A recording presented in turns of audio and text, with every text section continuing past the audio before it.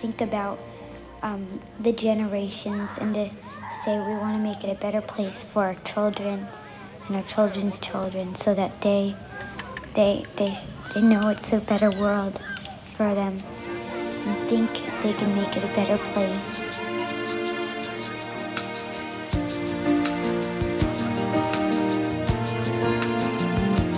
There's a place in your heart, and I know that it is love. And this place can be much brighter than tomorrow. And if you really try, you'll find there's no need to cry. In this place, you feel there's no hurt or sorrow.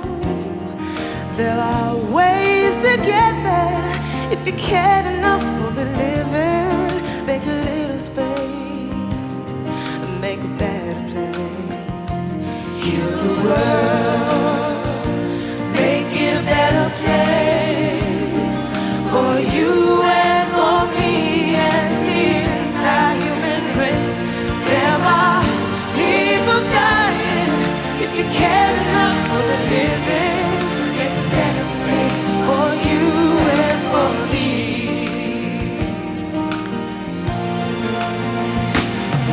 And the dream we once conceived and will reveal a joyful face. And the world we once believed in will shine again in grace. Then why do we keep straying light? This earth crucifies soul. Though it's plain to see this world is heavenly, we got glory. We can fly so high, let our spirits never die. In my heart, I feel you are all my brothers. Create a world with no fear.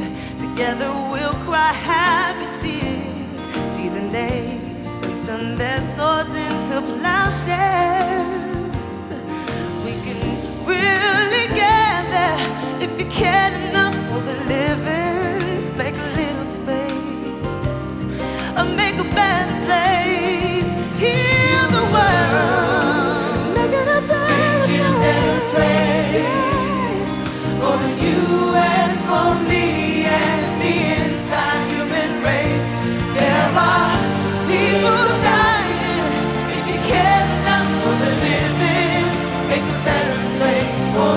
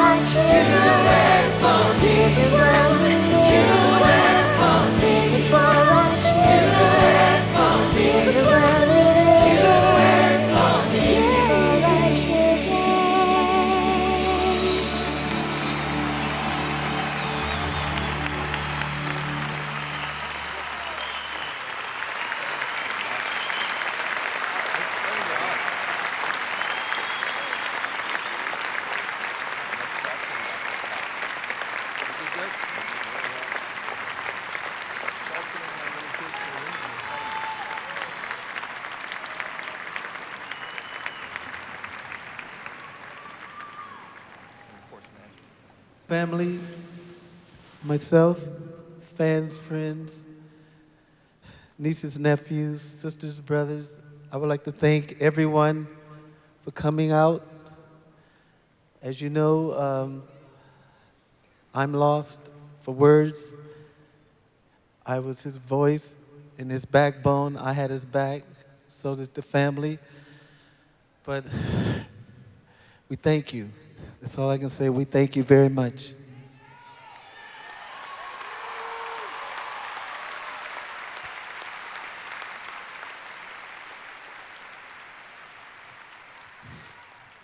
I hurt.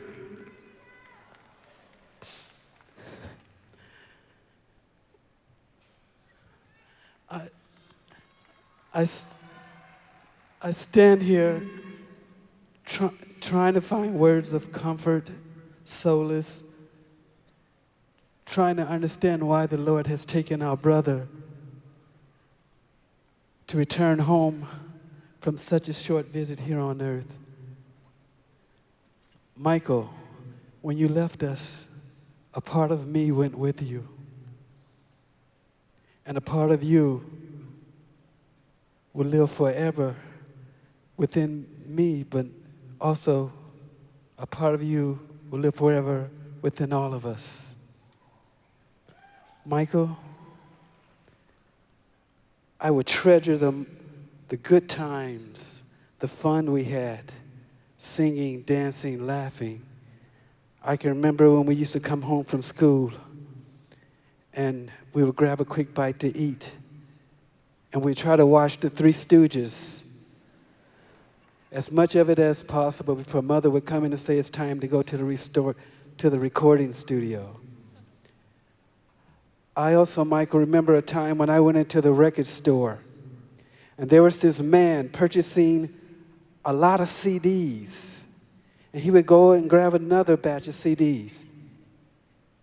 He was an older gentleman. He had short afro, butt crooked teeth, and his clothes were rumpled. I walked up behind him and said, "Michael, what are you doing in this store?" He turned to me and said, "Marlon, how did you know it was me?" I told him, "You're my brother. I can spot you anywhere, regardless of your makeup. I know your walk, I know your body language, and those shoes did not help." Michael wore the same shoes wherever we went. But I guess that was his way of trying to experience what we take for granted. We would never understand what he endured. Not being able to walk across the street without a crowd gathering around him. Being judged, ridiculed. How much pain can one take? Maybe now, Michael, they will leave you alone.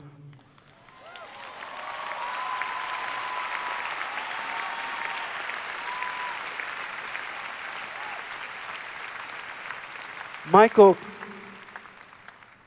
was the voice of our angelic trumpets, and he will continue to be the voice, that angelic voice in heaven, nearest to our Creator, and waiting us when our day comes to pass. Michael, I love you. I will miss when we said our goodbyes. I will hug you and I say, "I love you," and your response was, "I love you more." You know, the Lord has a purpose for everything. And sometimes we just can't see it or understand it. But it will be made clear to us when we reach that ultimate reward of being in His presence. And Michael, you're there. You're right there. You have finished your work here on earth, and the Lord has called for you to come home with Him. So I thank you, Michael. I thank you for all the smiles that you've placed in many people's hearts.